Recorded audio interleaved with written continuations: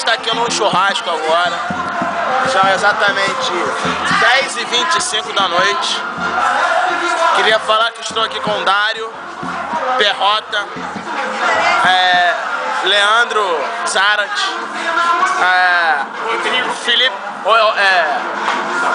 Rodrigo Pimpão, Felipe Melo e Ramires.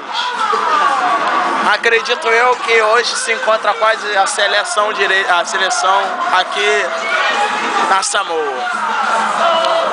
Vamos falar agora com o Léo, o que ele acha disso? Ex-técnico do Fluminense, o que você acha disso? Não tem mais jeito não. Já estou pensando no confronto contra o Atlético Goianiense ano que vem. Leandro, aliás, Leandro já tá dormindo, ele é velho. Infelizmente tomou toco, é a vida. Tomou. Sério? Tomou. Onde é que existe? Pergunta. Ele tomou um toco daquela cruel ali. Sim. E aí, Daniel?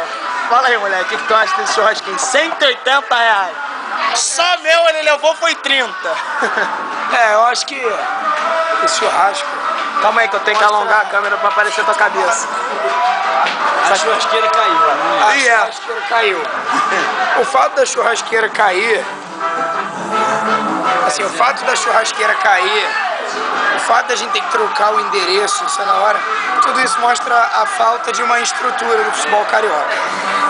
Você vê aí os jogadores rebolando ao som de El Chan, a música que no Perrota, Dario Leonardo, Leandro Zarat,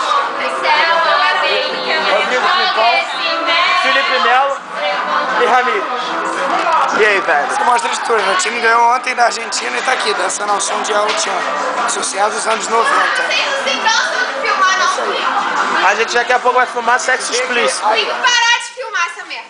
Tu vê que uma das evidências da falta de estrutura do futebol carioca é um chamado atleta como Leandro Zarat está visivelmente acima do peso.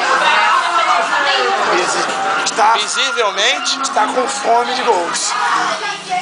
Sentindo falta da alimentação charcuteriana. Da cavidade peniana charperiana. Da cavidade peniana.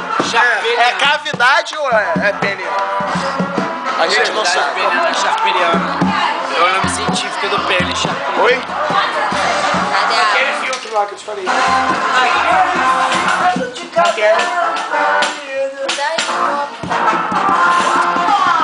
Olha o jeito que Ferrugem, após de receber o veto dos médicos do Fluminense, está. E aí, Pejus? Pejus hoje se encontra com síndrome de Down, infelizmente ele não pode falar.